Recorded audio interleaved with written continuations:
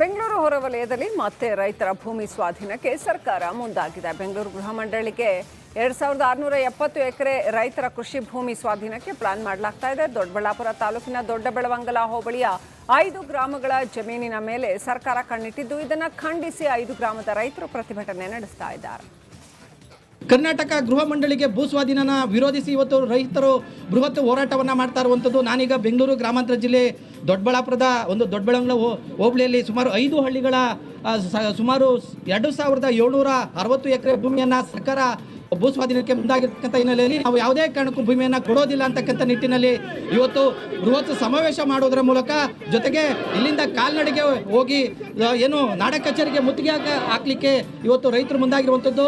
ಸಾಕಷ್ಟು ಕೃಷಿ ಭೂಮಿಯನ್ನು ನಂಬಿಕೊಂಡು ನಾವು ಜೀವನವನ್ನು ಮಾಡ್ತಾ ಇದ್ದೇವೆ. ನಾವು ಯಾವುದೇ ಕಾರಣಕ್ಕೂ ನಮ್ಮ ಭೂಮಿಯನ್ನು ಕೊಡೋದಿಲ್ಲ ಅಂತಕ್ಕಂಥ ನಿಟ್ಟಿನಲ್ಲಿ ಇವತ್ತು ರೈತರು ಒಕ್ಕೂಲವಾಗಿ ಇವತ್ತು ಹೋರಾಟವನ್ನು ಮಾಡ್ತಾ ಇರುವಂಥದ್ದು. ಒಟ್ಟಾರೆಯಾಗಿ ಏನು ಇವತ್ತು ಭೂ ಸ್ವಾಧೀನ ವಿರೋಧಿಸಿ ಅಂದರೆ ಗೃಹ ಮಂಡಳಿಗೆ ಹೋಗ್ತಾ ಇರ್ತಕ್ಕಂಥ 2760 ಎಕರೆಯಲ್ಲಿ ಟೋಟಲ್ ಆಗಿ ಕೃಷಿ ಭೂಮಿ ಇದೆ. ನಾವು ಯಾವುದೇ ಕಾರಣಕ್ಕೂ ಬಿಡೋದಿಲ್ಲ. ಹಾಗೇನಾದರೂ ಬಲವಂತವಾಗಿ ಸರ್ಕಾರ ಏನಾದರೂ ನಮ್ಮ ಜಮೀನನ್ನು ಕಿತ್ಕೊಳ್ಳೋಕ್ಕೆ ಹೋದರೆ ನಾವು ಉಗ್ರ ಹೋರಾಟವನ್ನು ಮಾಡಬೇಕಾಗುತ್ತೆ ಅಂತಕ್ಕಂಥ ಎಚ್ಚರಿಕೆಯನ್ನು ರೈತರು ಕೊಡ್ತಾ ಇರುವಂಥದ್ದು. ಕ್ಯಾಮ್ರಾಮನ್ ಮೋನಿಗೌಡ ಜೊತೆ ಮಂಜುನಾಥ್ ದಿನ್ನೂರು, ರಿಪಬ್ಲಿಕ್ ಕನ್ನಡ, ದೊಡ್ಡಬಳ್ಳಾಪುರ.